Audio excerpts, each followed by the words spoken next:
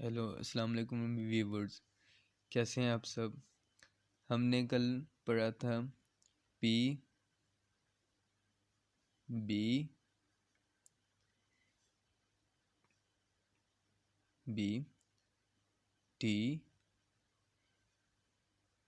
D J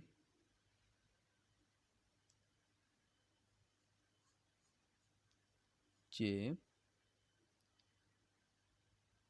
जे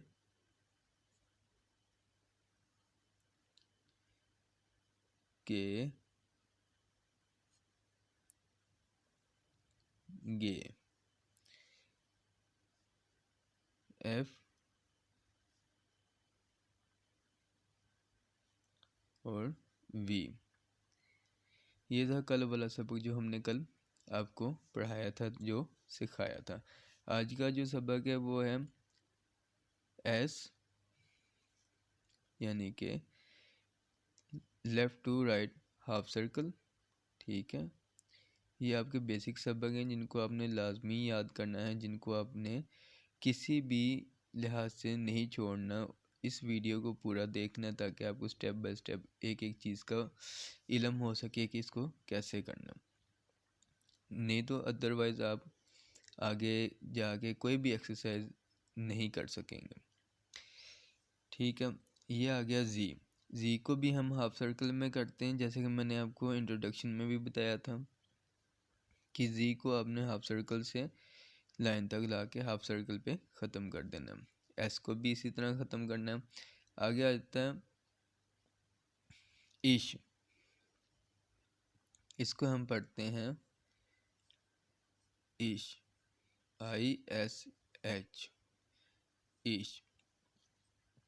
ठीक है, इसको हम लिखेंगे राइट से लेफ़्ट की तरफ डाउनवर्ड, ऐसे।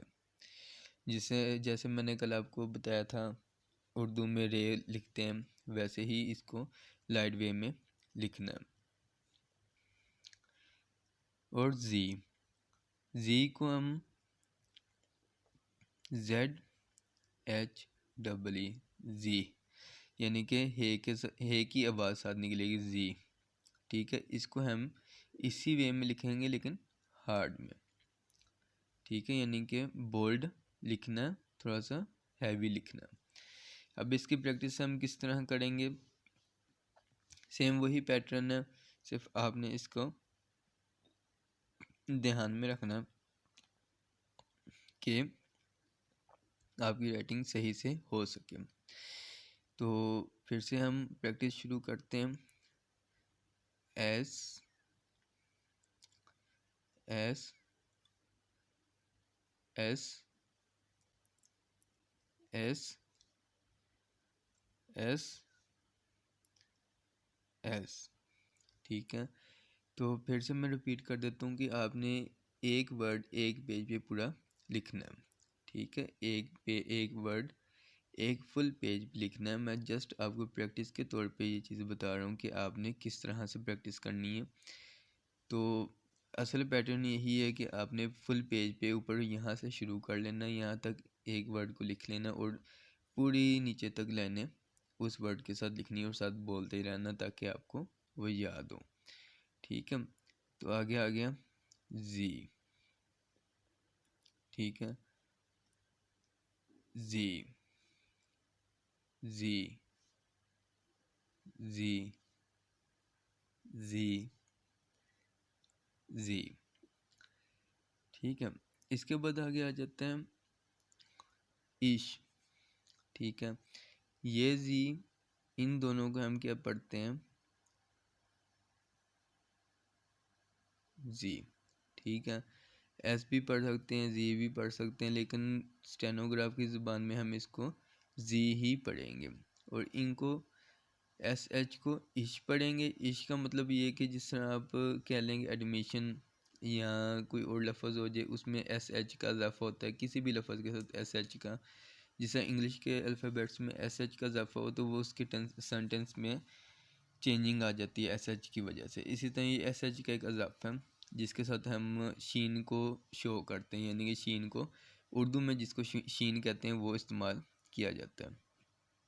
तो हम लिखते हैं इश इश इश इश इश इश।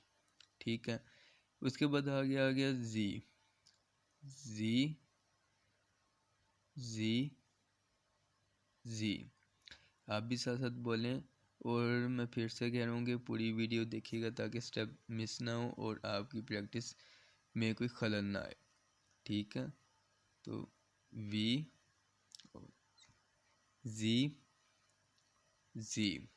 ठीक है, इसको इसी तरह फुल पेज पे रख के आपने लिखना है और इसी तरह से प्रैक्टिस करनी शुरू कर देनी है कि आपका हाथ इस हिसाब से चले कि ये आपके हाथ पे रवानगी से आ जाए। ठीक है, जैसे ये लिखूँगा मैं एस जी जी इश जी।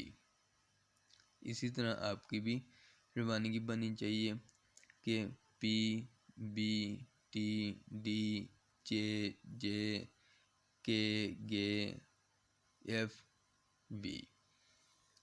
इसी तरह से आपने प्रैक्टिस करनी ताकि आपका हाथ इसी तरह से सेट हो ताकि आप जल्दी जल्दी इसको लिख सकें।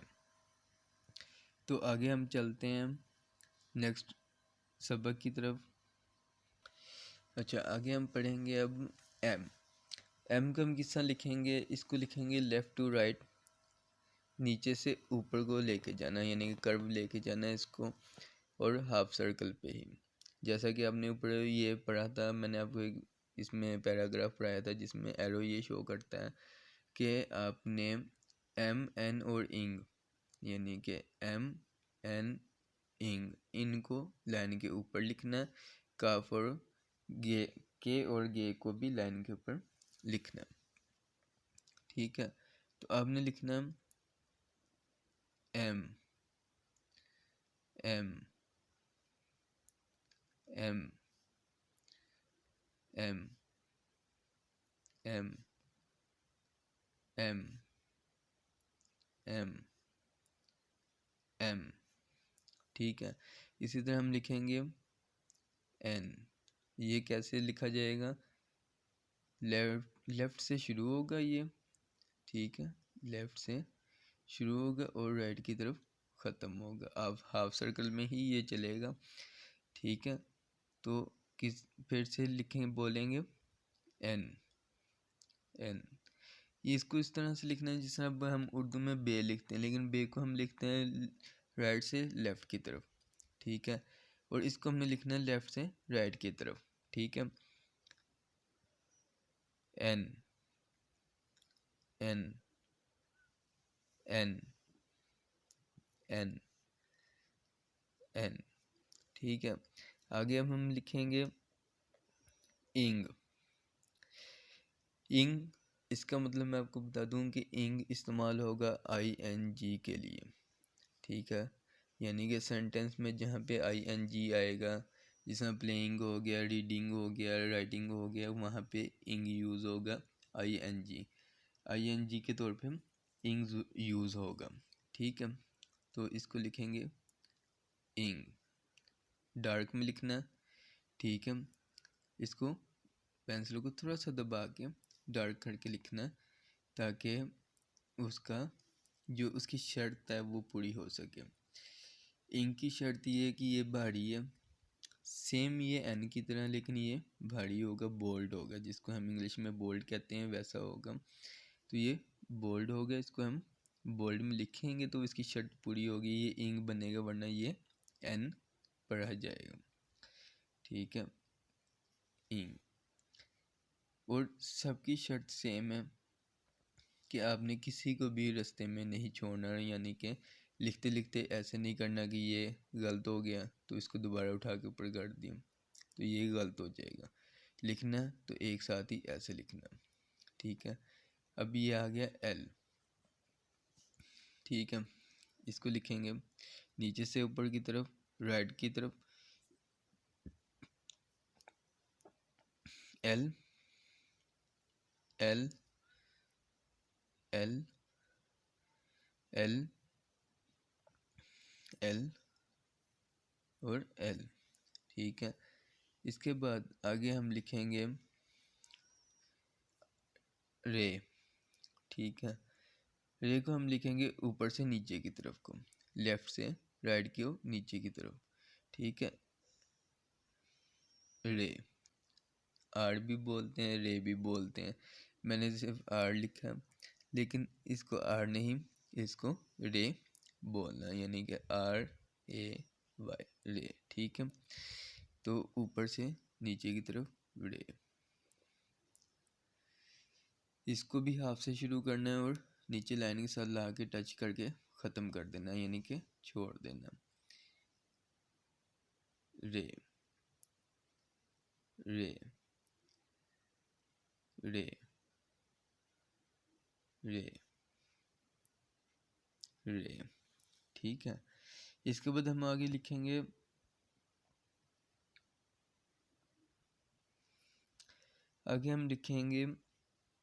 रे, फिर से रे लिखेंगे, ठीक है। ये भी रे है, उसके बाद आर ए वाई, रे, ठीक है। इसको हम लिखेंगे नीचे से ऊपर की तरफ ऐसे। अब कुछ दोस्तों को ये भी सवाल होगा कि भाई जे को भी हमने ऐसे लिखा, जे को भी ऐसे लिखा, अब रे को भी ऐसे लिखा, तो उसमें और इसमें क्या फ़र्क है? फ़र्क ये है कि जब आप पेंसिल को ऊपर से, यहाँ पे मैं आपको फ़र्क दिखा देता हूँ। ये मैंने अभी नीचे से ऊपर को लेके गया हूँ, मैं ऊपर से नीचे को लेके आता हूँ, तो इसमें फ़र्क देख लें क्या। फ़र्क ये है कि जब ऊपर से नीचे को लेके आएंगे तो ये चीज़ आपकी खुद ब खुद शो कर देगी कि ये ऊपर से नीचे को है, और अगर नीचे से ऊपर लेके जाएंगे तो ये चीज़ शो कर देगी नहीं। तो फिर से आपको एक बार दिखा देते हैं लिख के कि ये रे नीचे से ऊपर को लेके गया। अगर हम रे को ऊपर से नीचे लिखें तो गलत है, लिखने का अंदाज ही गलत होगा। अगर आप ऊपर से नीचे को लिखते हैं कि एक आसानी के तौर पे कहते हैं कि हम ऊपर से नीचे को लिख लेंगे, वो चेप बन जाएगा, रे नहीं बनेगा, ठीक है। तो इसको नीचे से ऊपर को लेके जाना और थोड़ा सा कर्व में रख के ऐसे रे, चेप बनेगा ऐसे, ठीक है। यानी कि वो कम कर्व में होगा, ये ज़्यादा कर्व में होगा, ठीक है। तो रे रे रे, ठीक है। उसके बाद आ जाएगा वे, डब्ल्यू, ठीक है। डब्ल्यू या वे, इसको स्टेनोग्राफ में हम वे पढ़ेंगे, डब्ल्यू नहीं पढ़ेंगे, ठीक है। और डब्ल्यू को किस तरह लिखा जाएगा? हुक की शक्ल में, ठीक है। हुक किस तरह से? जिस तरह अब कह लेंगे दूसरे लफ्ज़ों में आप ये संगुड लगाते हैं, ठीक है। तो ये गुड ही है, एक सिंपल सी चीज़ है जिसमें हम गुड करते हैं, गुड लगाते हैं किसी चीज़ पे, वही चीज़ है। सिर्फ इसमें ये है कि इस लाइन को छोटा रखना और इसका नीचे टच होना ज़रूरी है, यानी कि यहाँ से शुरू करना है और यहाँ पे टच करके यहाँ पे ख़त्म, ये है वे, ठीक है। कोशिश करें कि ये वाली लाइन छोटी हो, ठीक है, जिस तरह ये लगाई गई है इसके तरह की हो, छोटी लाइन हो, ठीक है। ये ठीक है। इसको ऐसे नहीं लिख सकते, ऐसे गलत हो जाएगा, ऐसे लिखने से ही पता चल जाएगा कि ये गलत है। ये नीचे से ऊपर को जाएगा और ये हुक से शुरू होगा, ठीक है। उसके बाद आगे आ जाएगा हे, वे वे ये, उसके बाद ये वाई ए वाई, ये, ठीक है, जिसको इंग्लिश में हम वाई लिखेंगे, ठीक है। इसको हम लिखेंगे इस तरह से, ठीक है। इसको साथ ज़्यादा टच भी नहीं करना और ज़्यादा फासला भी नहीं रखना, ऐसे लाइट वे में। ये जो लाइन है ना नीचे वाली, रे वे ये लाइट है, डार्क नहीं है। इसको किसी भी सूरत आप डार्क नहीं लिख सकते, डार्क लिखेंगे तो ये गलत है। ये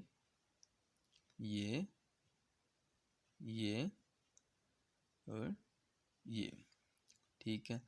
इसको हम डार्क नहीं कर सकते, डार्क करेंगे तो गलत है। इसको लाइट वे में ऐसे लिखना, ठीक है, ऐसे सीधी लाइन ऊपर को जाए, टेढ़ी ना हो और कर्व भी ना खाए। जिससे हम उसमें न्यूमेरिकल्स में लिखते होते हैं 6, ठीक है, गिनती में 6 लिखते हैं, उसको इस तरह लिख देते हैं 6 को 6, इस तरह नहीं, इस तरह से, ठीक है। ये हो गया वे। उसके बाद आगे एच, ठीक है। और एच को किस तरह लिखना है, इसको हे बोलना, एच नहीं बोलना, इसको बोलना हे। हे को किस तरह लिखना है, ऊपर से नीचे को, और ये साथ टच होना चाहिए, ना ये ज़्यादा सीधा हो, ठीक है, ना ऐसे हो ना ही ऐसे हो, ठीक है। ये थोड़ा सा ऐसे होगा, हे, ठीक है। तो फिर हे हे हे हे, जैसे जैसे आपने लिखना है वैसे वैसे इसको याद करते जाना, ताकि आपको अच्छे से याद हो सके और अच्छे से आप इसको समझ सकें। अच्छा, तो आज व्यूवर्स हमारा ये लेसन हो गया है कंप्लीट, ठीक है। तो हम इसे आगे अगला लेसन ज़रूर पढ़ेंगे कल इंशाल्लाह, आपके पास हाज़िर होंगे। तो एक्सरसाइज नंबर 1 जो बेसिक अल्फ़ाबेट्स की है, जिसको आपने समझना है, वो मैंने आपको सिखाई समझाई इन वीडियोस में कि आपने इनको कैसे लिखना है, इनके क्या फ़वायद हैं, इनको कहाँ पे किस तरह इस्तेमाल किया जा सकता है, और कैसे आप इनको अपने अल्फ़ाबेट्स में अपनी राइटिंग में इस्तेमाल करेंगे। मुझे यकीन है कि आप इस पर मेहनत करेंगे, अपने आप को डेवलप करेंगे, क्योंकि जितना ज़्यादा आप इस पर मेहनत करें, जितनी ज़्यादा इस पर आप डेवलपमेंट हासिल करने की कोशिश करें, उतनी ही जल्दी आप इसमें अपना किरदार अच्छा करेंगे, अपनी राइटिंग अच्छी करेंगे। क्योंकि आपको एक बात इसकी मैंने पहले भी बताई थी इंट्रोडक्शन में, कि स्टेनोग्राफ का जो असल मकसद है वो ये है कि आप किसी आला पोस्ट पे, किसी अच्छी जगह पे, गवर्नमेंट जॉब पे लग सकें, ठीक है। इसके साथ जब आप इसको कंप्लीट कर लेते हैं, आप टेस्ट क्लियर कर लेते हैं, अपने आप को इम्प्रूव कर लेते हैं, सबके सामने शो ऑफ कर देते हैं कि आप इसमें माहिर हैं, तो आप पर्सनल असिस्टेंट, स्टेनोग्राफ, पीए, ऐसी पोस्टों पे आसानी लग सकते हैं। और यकीन करें कि ये कोई ख्वाब नहीं, अगर आप इस पे मेहनत करें तो इंशाल्लाह आप अच्छी पोस्ट पे, अच्छी जगह पे लग सकते हैं, और इंशाल्लाह आप हमें दुआएं भी ज़रूर देंगे। तो हम चलते हैं, आपको मिलेंगे नेक्स्ट लेक्चर के साथ, नेक्स्ट एक्सरसाइज के साथ। तब तक अल्लाह ताला आपको अपने हिफ्ज़-ए-मान में रखे। फिर मिलते हैं, अल्लाह हाफिज़।